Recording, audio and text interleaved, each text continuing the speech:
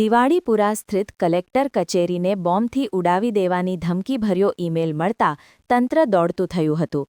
ભૂતકાળમાં પણ વડોદરા શહેરની અંદર શાળા, કોલેજ સહિતની ઇમારતોને બોમ્બથી ઉડાવી દેવાના ધમકીભર્યા ઈમેલ મળી ચૂક્યા છે, જેને લઈને પોલીસે કાર્યવાહી પણ કરી હતી. દરમિયાન વડોદરા કલેક્ટર કચેરીને બોમ્બથી ઉડાવી દેવાની ધમકીભર્યો મેલ મળ્યો છે. ઈમેલના લખાણમાં 1 વાગ્યા સુધીમાં કચેરી ખાલી કરાવી દેજો, નહીં તો બોમ્બથી ઉડાવી દઈશું. આ ધમકીને લઈ Akota police, SOG, Vadodara crime branch તેમજ બોમ્બ સ્ક્વોડ અને ડોગ સ્ક્વોડની ટીમો તાત્કાલિક સ્થળ ઉપર આવી પહોંચી હતી અને કલેક્ટર કચેરીના વિવિધ વિભાગો પરિસરમાં કડક તપાસ કરી હતી. પોતાના કામ અર્થે આવનાર અરજદારોને કલેક્ટર કચેરીમાં પ્રવેશ માટે સુરક્ષાના ભાગરૂપે રોક લગાવાયો હતો.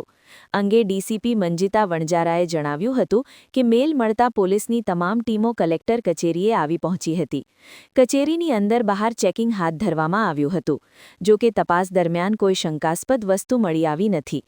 વહેલી સવારે 6 વાગે ધમકીભર્યો મેલ મળ્યો હતો. સમગ્ર કલેક્ટર કચેરીને 1 વાગ્યા સુધીમાં બોમ્બથી ઉડાવી દેવામાં આવશે એ પ્રકારનો મેલ મળતા અમે મેલની પુષ્ટિ કોણે કર્યો છે તેની કાર્યવાહી ચાલુ છે. આ સમગ્ર પ્રિમાઇસીસને ખાલી કરવામાં આવી છે. સાથે સાથે દરેક વસ્તુનું ઇન્ડોર આઉટડોર ચેકિંગ કરવામાં આવી રહ્યું છે. દરેક ખૂણા અમારી 5 અલગ અલગ ટીમો છે, એસઓજીની ટીમ, ક્રાઇમની ટીમ, બીડીડીએસની ટીમ, એ બધી ટીમો સાથે ભેગા મળી અને આ પ્રિમાઇસીસને ચેક કરવામાં આવી રહ્યું છે. એ કાર્યવાહી ચાલુ છે.